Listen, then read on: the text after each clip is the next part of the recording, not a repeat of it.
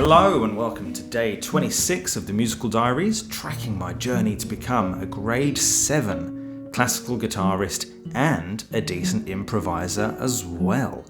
Today is a daytime session. As you can see, there's actually sunlight coming in through the window, so that's interesting, adds a little bit of variety to the practice schedule by practicing during the day. And today I'm going to be working on the Bolero, trying to master the next section. And then I wanted to take some time to talk about why I play guitar without nails. Don't know why I'm showing both hands, because it's only this hand really that matters. Why I play without nails. Now, I used to play with nails, but I cut them off, and my goodness, it was the best decision It was the best decision. Oh my God. It was the best decision I ever made in regards to my guitar playing. So I'll get to that in a little bit. But for now, over to the Bolero. And once I've done the Bolero and I've spoken about my no-nail situation, I'm then going to be doing some sight reading today rather than improv. Let's get to it. 34 minutes later. Alright, so I've learned the next little section. It's really cool actually. It's a part of the piece I really like. So I'm going to play it from the top and I'll let you know when I'm getting to the new bit that I learned today.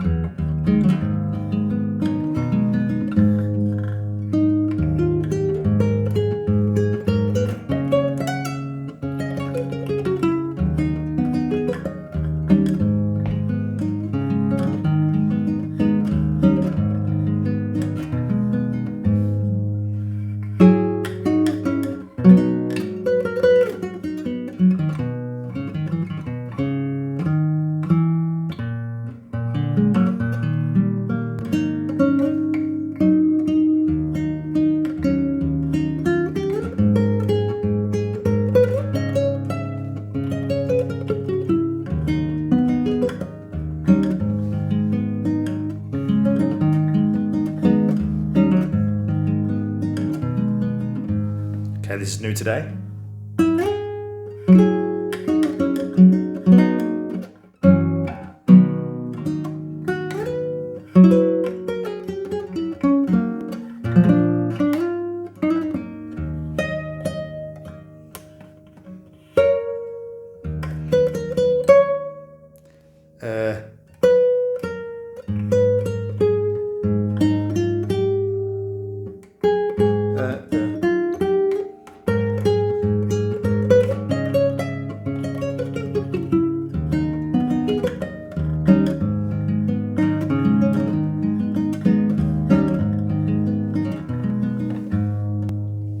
Anyway, now it's time for a short break to talk about my fingernails. How riveting. You're on the edge of your seat. I can tell. Just like me. I'm literally about to fall off, so careful. Easy does it now. Ugh. Why did I cut off my nails on my plucking hand, and why was it such a brilliant decision? Well, it wasn't all good. It actually came with some slightly troubling moments, and it all began when I decided to start playing on gut strings, because I loved the sound of them. But the problem with them, one of the several problems with them, I'll talk about gut strings in more detail in a different video, but when you play with nails, they wear down really quick, especially this top E string. Doesn't last very long at all. But I was so obsessed with the beautiful sound that gut strings make, I really wanted to find a way to make it work. I didn't want to have to go back to nylon strings. So I decided, in my infinite wisdom, to cut off my fingernails. I cut them off and I excitedly picked up my guitar and I thought, oh, maybe I'm going to sound like Rob McKillop. If you don't know who he is, search him on YouTube. And I started playing and it sounded so bad. Oh my God. So bad that I can remember my heartbeat really speeding up and me feeling really stressed. I can't believe I've just cut off my nails. My playing sounds so horrific. It sounded really quiet, really dull, lifeless. I couldn't get any meaningful dynamics. Not that my dynamic control is brilliant anyway, but it sounded horrendous when I was playing without nails. So I kind of calmed down and said, it's fine, they'll grow back. And then they did grow back. And then they were kind of short and somewhere in between, and every time I was getting contact with the nail, it sounded really bad, and the strings were wearing down again, and I got annoyed, and I was reading online about what to do, and people said, you've got to be persistent. You've got to stick with it. It doesn't take 6 minutes, 6 hours, or 6 days to get used to playing without nails. It takes at least 6 months. And 3 years later, I am still seeing huge improvements in my tone production without fingernails, but it does take a while. You need to use a lot more power. It's not like we're lifting huge amounts of weight or anything or throwing dumbbells around, but compared to how lightly you need to pluck when you have nails, you just need to give it a little bit more oomph. You've just got to give it a little more, you've got to get under that string, really give it a yank.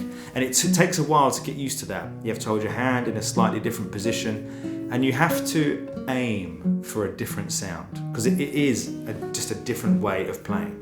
But why was it such a great decision? A couple of reasons. One, I can now play on gut strings and they last ages.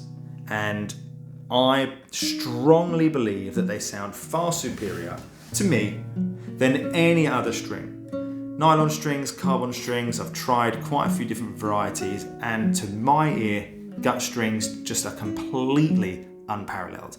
And now I don't have to worry about them breaking all the time. In addition to that, now that I've finally got what to me is quite a nice tone, that sweet, nail-less tone, I'm really happy with that, so that's another bonus. But the main bonus, well, not the main, but one of the things that is such a win of playing without nails that no one talks about is you don't have to fanny around looking after your nails. You don't have to worry if they break. You haven't got to polish them before each session. If one breaks, it doesn't matter. You haven't really got any nails to break. It's just one huge worry that you don't have anymore. And it's like a huge weight off your shoulders. And guys, it's a valid way of playing guitar. Saw played without nails. Tarrega played without nails. Brandon Acker now plays without nails. Rob McKillop plays without nails. Did I mention Fernando Saw? It's worth mentioning twice. Playing without nails is a totally valid technique. And if your nails drive you crazy and you want to spend your time playing guitar, not preparing your nails to play guitar, then get rid of them and be patient and see what happens after a few weeks, a few months. Record yourself. Get used to this new way of playing, because it is really like going back a few steps. But it's totally worth it. Alright, well that's that. Now on to sight reading. I'm feeling pretty hungry and I need to get back to work because I'm working from home today, so I shouldn't stay out here too long. So I'm just going to sight read for a few minutes, just some easy stuff, and then I think I'm going to come out here tonight and do some more sight reading. So the piece I'm going to do now is a really simple one called Tans by George Leopold Fuhrmann from the year 1615. Oh, it's dropped here.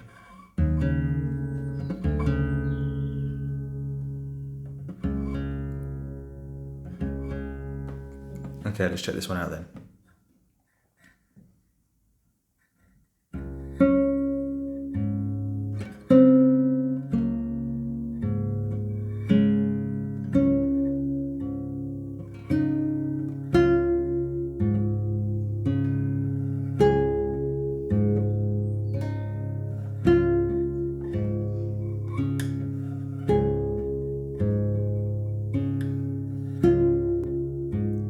I think I might have played this before.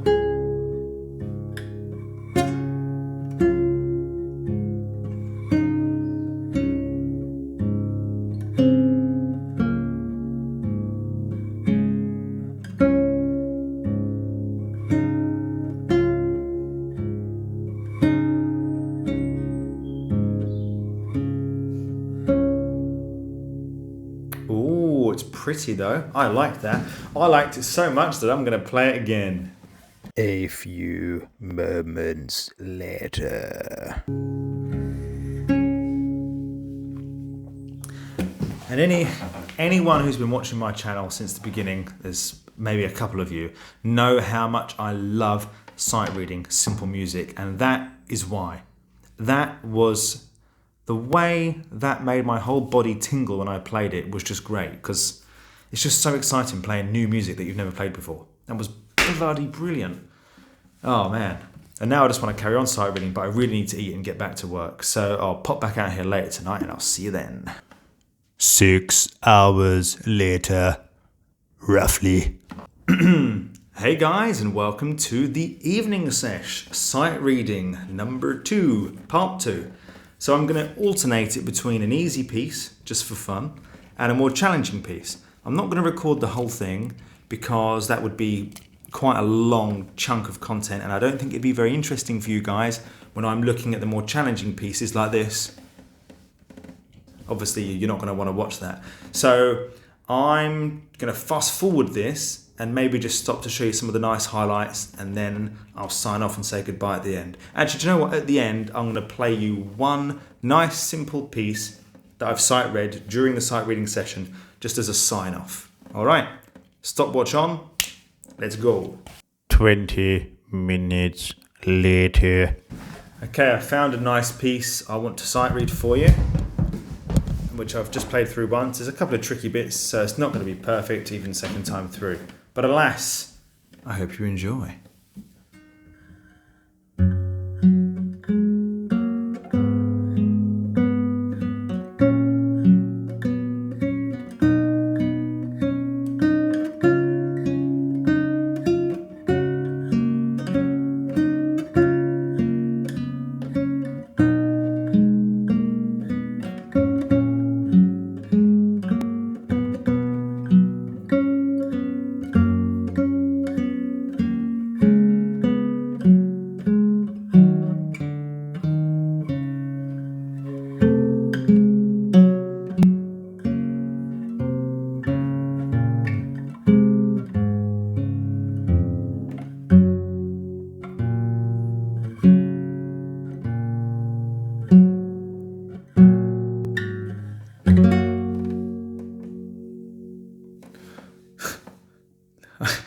I didn't mean to finish pointing at the piece like that, but alas, in case you weren't sure, it was over here. And it was Study in G Major by Napoleon Coste. Not to be confused with Napoleon that was evil and conquered places. Pretty sure it's not the same guy. So anyway, that's today's session done. 22 minutes of sight reading. 2 total practice sessions in one day, a very fruitful day, if I may say so myself. So yeah, and also, since recording this morning's video, I have acquired a 10th subscriber. I don't know who you are, but you signed up at some point today, subscribed at some point today. Thank you so much to all 10 of you for watching my videos and anyone else who happens to be here, and I will see you tomorrow.